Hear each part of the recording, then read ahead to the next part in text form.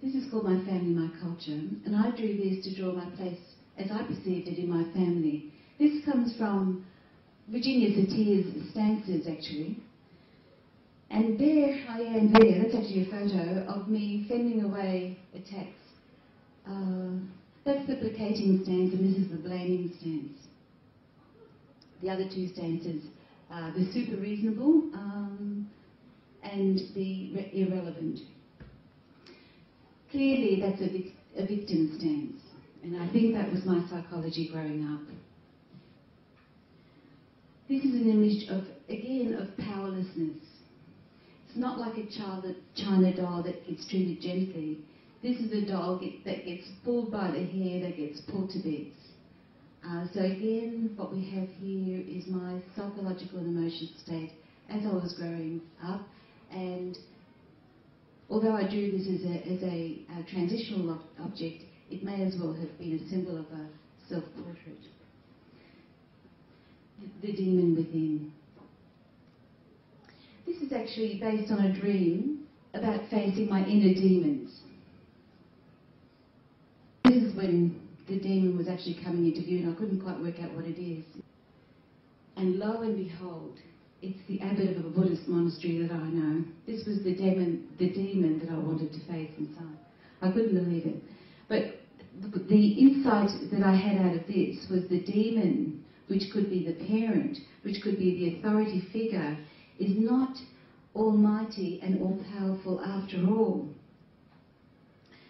By asking and begging for my forgiveness, which is what he was doing, this is the demon begging my forgiveness, he was actually putting himself at the same level as me and perhaps putting me a bit further up. So the giant, the parent that seems almighty, wasn't so. To convey, this is my drawing to convey what it was like to experience metastatic cancer. Those red dots there are actually to represent the tumours I had. They were all over the place. Now, it's a silent scream because nobody hears this scream, but it's definitely there. But even if they could hear it,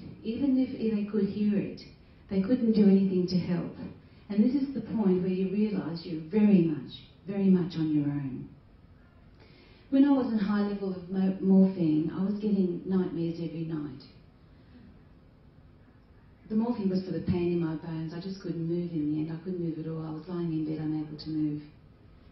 And every night I would have dreams of being in a tsunami, in a volcano, with a volcano erupting around me. This one I was being punched out. There were dreams I was being stabbed to death, and these dreams would come night and after night, relentlessly. It's the first time in my life I actually experienced panic attacks. I used to wake up in the morning after a night like this. The previous slide of the silent screen was my daytime reality. This was my nighttime reality. On high level of morphine, metastatic cancer.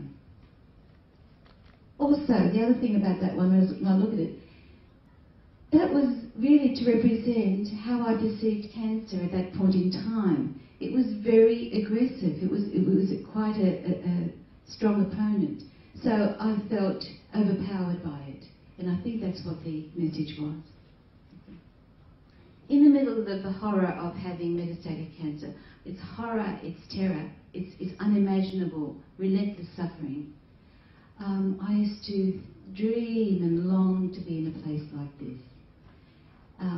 That feather actually represents me. My symbol when I was doing art therapy was a feather, as it turned out. And I was trying to here draw a landscape that was equivalent to the feather. And to me, it was a light sort of landscape. To get a sense of real peace and harmony when I used to think of this sort of place. And there was a real longing associated with it. In the middle of cancer, one of the things that happens is that you can't escape it. It's relentless, you know? Day and night, every moment of the day, there's no escape. This might come up as a wishful thinking thing, but it did give me a certain degree of comfort. Also, when I look at that picture now, I realise that it has the four elements. It's got earth by the sand, it's got water, the sea, air is the feather, and fire is the sun. So that again, it's conducive to peace and harmony in the middle of the horror of cancer. This was based on a dream I had when I really thought I was slipping away. This is called slipping away, and I thought I was losing my grip. I dreamed of myself as a child, that's me here, and they're my two sisters. Now, when I had this dream, those two sisters had also been diagnosed. So they had been diagnosed with early primary breast cancer. But they don't look particularly worried in this dream, but I'm terrified. And I think in my mind, I figured that they were safer than I was. Mine was never a primary cancer. When I was diagnosed, it was secondary. And here I really thought I was losing my grip. And of course, if I do lose my grip and I fall, it's sure death. And that was about the time I thought I'd really had it. And that's the dream that came up.